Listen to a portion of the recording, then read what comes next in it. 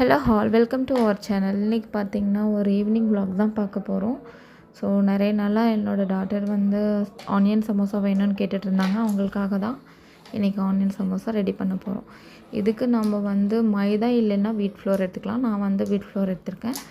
So இதில் பார்த்திங்கன்னா கொஞ்சமாக சால்ட், லைட்டாக சுகர், அதுக்கப்புறம் தேவையான அளவு தண்ணி ஊற்றி இந்த மாதிரி பிசைஞ்சு அதை வந்து நம்ம ஆயில் போட்டு கொஞ்சமாக ஊற விட்டுடலாம். நெக்ஸ்ட்டு பார்த்திங்கன்னா ஆனியன்ஸ் தேவையான அளவுக்கு எடுத்துகிட்டு அதை நல்லா பீல் பண்ணி அதுக்கப்புறம் வாஷ் பண்ணிவிட்டு ஸ்லைஸாக கட் பண்ணி தனியாக எடுத்து வச்சுக்கலாம்.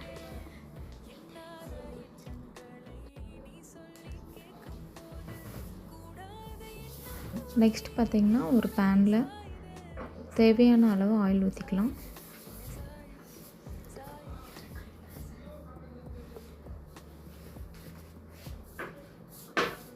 ஸோ அது நல்லா சூடான உடனே நம்ம வந்து ஆனியன் கட் பண்ணி வச்சுருந்தோம் இல்லைங்களா, அதை எடுத்து நம்ம வந்து ஃப்ரை பண்ண போகிறோம்.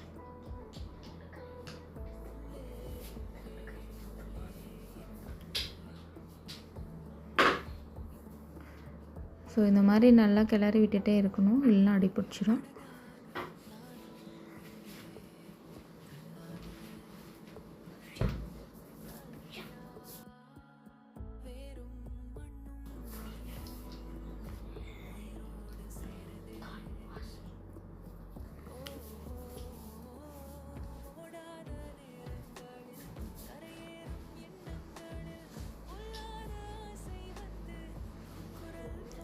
ஸோ இதுக்கு அடுத்து பார்த்திங்கன்னா இந்த மாதிரி கண்ணாடி பதத்துக்கு வந்த உடனே கொஞ்சமாக சால்ட் போட்டுக்கலாம்.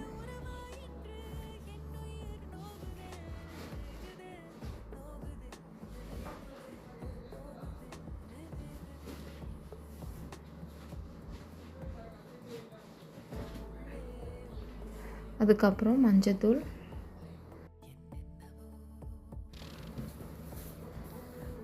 மிளகாத்தூள், கரம் மசாலா கொஞ்சமாக ஆட் பண்ணிக்கலாம். ஸோ இன்னும் உங்களுக்கு சாட் மசாலாஸ் வேணும்னாலும் நீங்கள் ஆட் பண்ணிக்கலாம். நான் வந்து ஆட் பண்ணல, ஏன்னா கரம் மசாலாவே நல்ல டேஸ்ட் கொடுக்கும். இந்த மாதிரி கோல்டன் ப்ரௌனில் ஆனதுக்கப்புறம் எண்ணெய் பிரிஞ்சு வர்றப்போ நம்ம வந்து ஃப்ளேமை ஆஃப் பண்ணிடலாம்.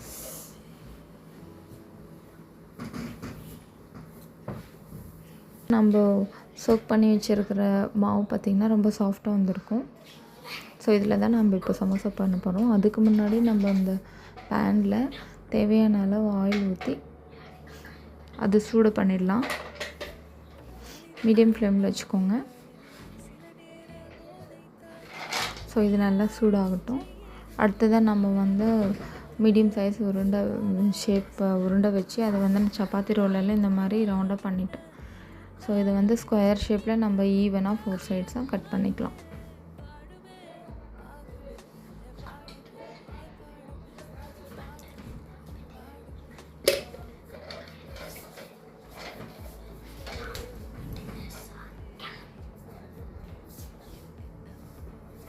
இப்போ நம்ம இந்த எக்ஸ்ட்ராஸ் எல்லாமே எடுத்துடலாம்.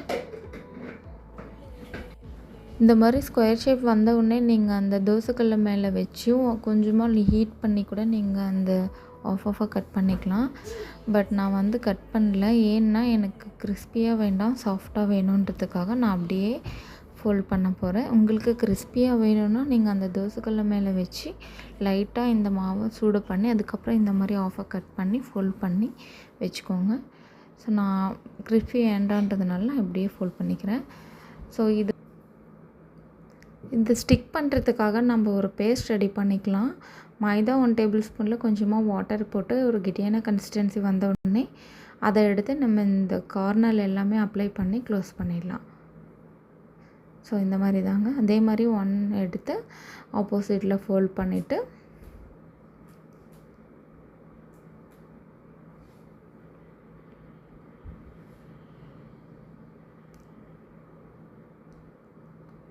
இந்த கேப்பில் நம்ம ஸ்டஃப் வச்சு அது சைட்லெலாம் நம்ம அந்த பேஸ்ட் அப்ளை பண்ணி இந்த மாதிரி க்ளோஸ் பண்ணி எல்லாமே நம்ம ரெடி பண்ணி வச்சுக்கலாம்.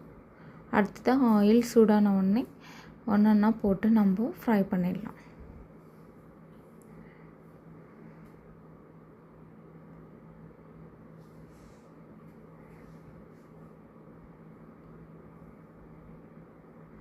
ஸோ கீழே கருகாமல் இருக்கிறதுக்காக நம்ம வந்து திருப்பி போட்டுகிட்டே இருக்கணும்.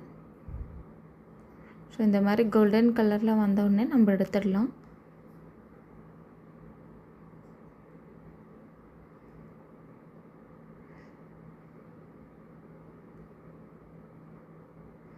ஃப்ளேம் உங்களுக்கு சூடுக்கு தகுந்த மாதிரி நீங்கள் மாற்றி வச்சுக்கோங்க, அட்ஜஸ்ட் பண்ணி. நம்மளோட சமோசா ரெடிங்க. ஸோ ரொம்ப தேங்க்யூ சப்போர்ட் பண்ணுறதுக்கு. சமோசா ரெடி பண்ணியாச்சு. நெக்ஸ்ட் வீடியோவில் நம்ம பார்க்கலாம். தேங்க்யூ.